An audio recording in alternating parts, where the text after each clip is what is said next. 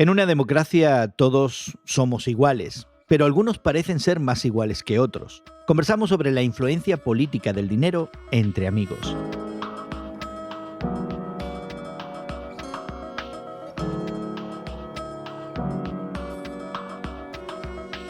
Gracias por acompañarnos en esta conversación entre amigos que regularmente tenemos Elsa Mazón, Guillermo Serrano y tu servidor Gerson García, comentando algunas de las historias, cosas que vemos en las noticias, nos llaman la atención y tratamos de verlas también desde la perspectiva de la fe cristiana. Bueno, como ideal, Estados Unidos se proyecta como una democracia en la que cada voto cuenta con el mismo peso.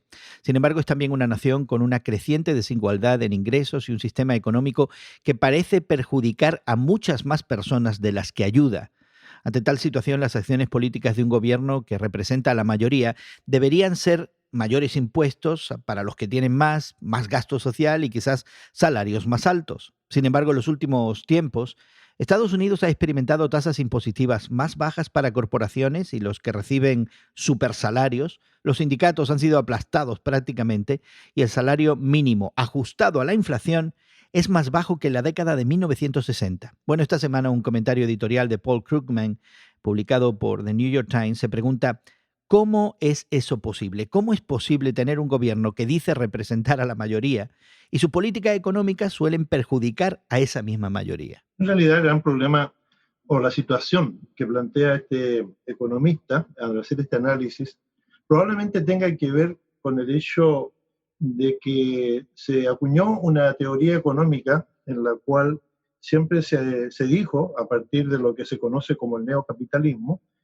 que la idea de acumular grandes inversiones, a inversionistas por supuesto, proveería más trabajo, proveería más, diseminación de esa riqueza acumulada en fuentes de trabajo bien remuneradas. La realidad, sin embargo, parece ser que el gran capital acumulado genera todavía más ganancias, eso lo vemos, por ejemplo, en la bolsa de valores de este país, de los Estados Unidos y de cualquier país donde hay estas bolsas de valores, en donde la gente invierte lo que tenga, tratando de acumular algún tipo de ganancia. Entonces yo creo que es una especie como de espiral que no se ha detenido en, qué sé yo, 50 o 60 años, ¿no? Vale la pena notar que quien escribió este artículo en el New York Times es el señor Paul Krugman, un conocidísimo economista, merecedor del premio Nobel de Economía.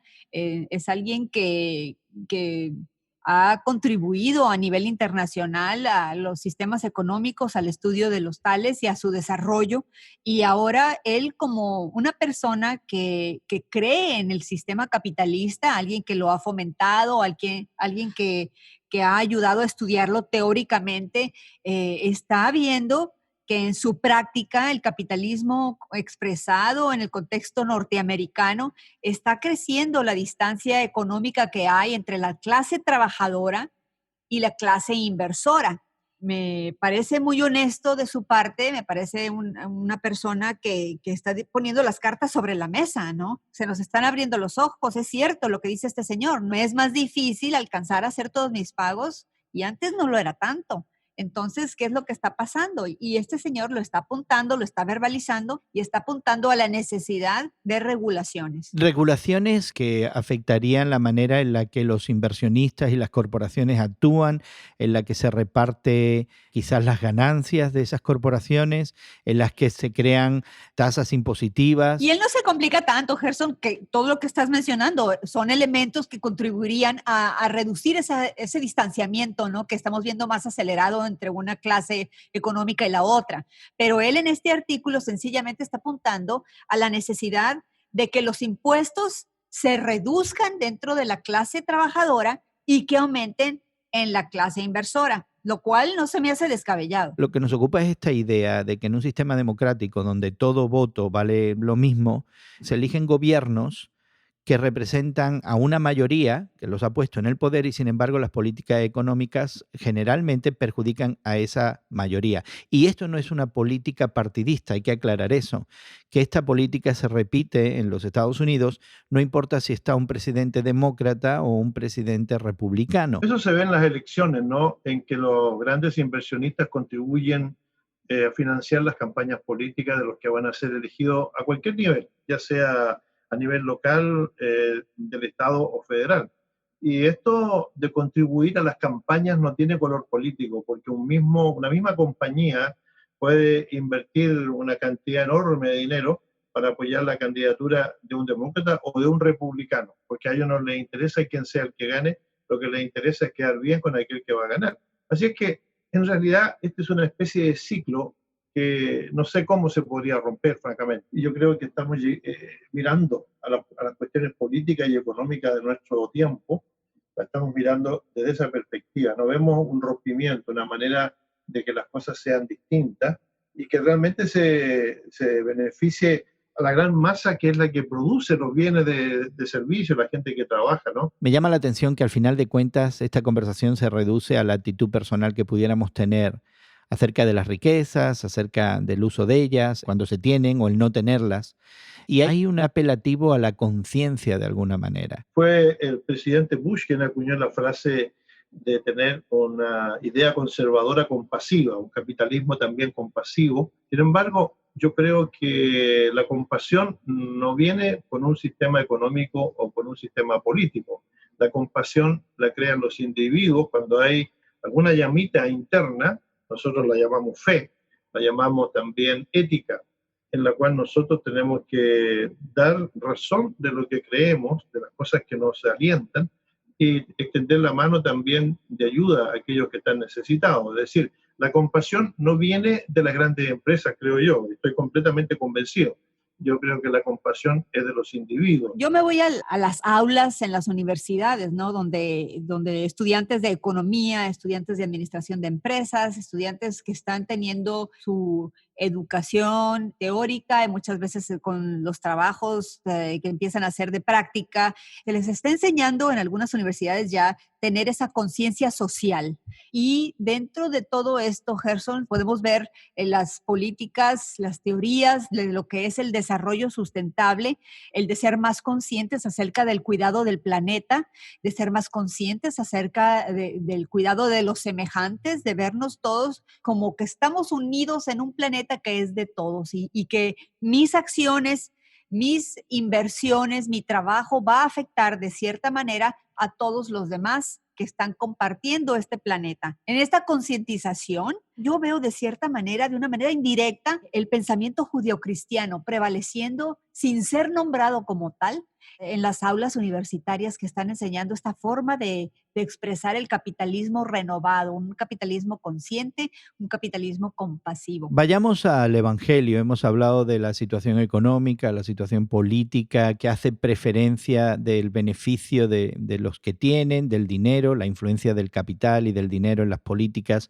¿Qué nos dice en general el Evangelio acerca de todo esto? Llama la atención a mí el hecho de que cuando Jesucristo habla acerca de cuestiones éticas, él no da muchas lecciones desde un púlpito, desde una plataforma y da lecciones, vamos a llamarle pedagógicas, sino que usa ejemplos, usa las llamadas parábolas, usa estas ideas para que la persona reaccione. Una de las más conocidas probablemente sea la del buen samaritano, en donde una persona que no pertenecía al pueblo elegido, vamos a llamarlo así, de pronto se ve en esta situación en la que tiene que ayudar a alguien que cayó en el camino, asaltado y todo ese tipo de cosas.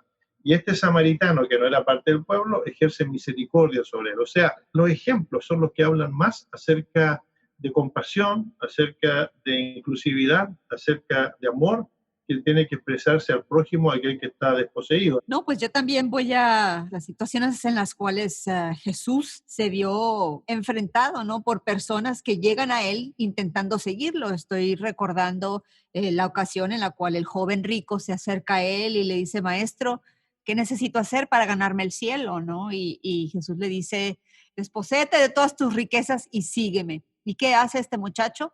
Se pone muy triste y se da la media vuelta y se va.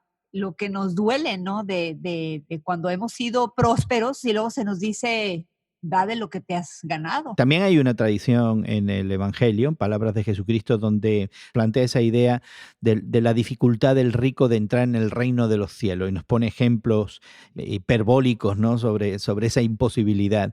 Y luego vamos a esta epístola que encontramos que no es muy popular, Sinceramente, yo no he escuchado muchas conversaciones acerca de esto, donde el apóstol Santiago hace una pregunta muy incisiva a los que leen su epístola universal y dice, ¿cómo se atreven ustedes a maltratar y despreciar a los pobres? ¿Acaso no son los ricos quienes los maltratan a ustedes y los meten en la cárcel? Y me llamó la atención la relevancia de esto, la pelea de los pobres contra los pobres, de alguna manera instigada por los ricos. Y Santiago nos habla de esto hace ya casi 2000 años. Es interesante que esta carta fue tan difícil de entender y de comprender por Martín Lutero que la dejó al margen, afuera de su canon. Y a mí me parece que lo que Santiago está viendo es no solamente una cuestión de tipo económico-social, él está viendo también una actitud que se anida en el corazón de las personas. Es decir, la persona que ha hecho, como lo dice la antigua versión de la Biblia, que ha hecho a Mamón, ¿no? El príncipe de las riquezas, el que ha hecho o ha anidado este tipo de principado en su corazón. La riqueza es lo más importante, no le importa la situación del otro, no le importa realmente la necesidad del otro, sino el acumular más y más riqueza. Esto salió de alguna manera graficado en las antiguas revistas de Donald, el pato, ¿no? El pato Donald.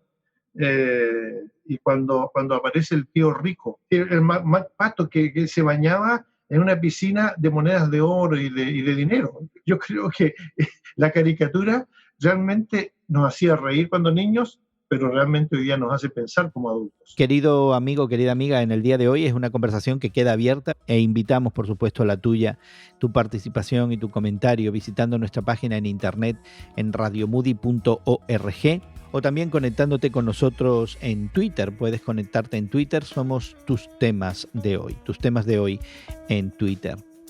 Y queremos agradecer mucho el trabajo de producción que se hace tanto en Sao Paulo, Brasil, como en la ciudad de Chicago, y que hace posible que esta conversación entre amigos con Guillermo Serrano, Elsa Mazzoni y tu servidor Gerson García llegue hasta ti. Esperamos que la hayas disfrutado y esperamos que puedas acompañarnos en otra ocasión. Que pases un buen día, que Dios te bendiga.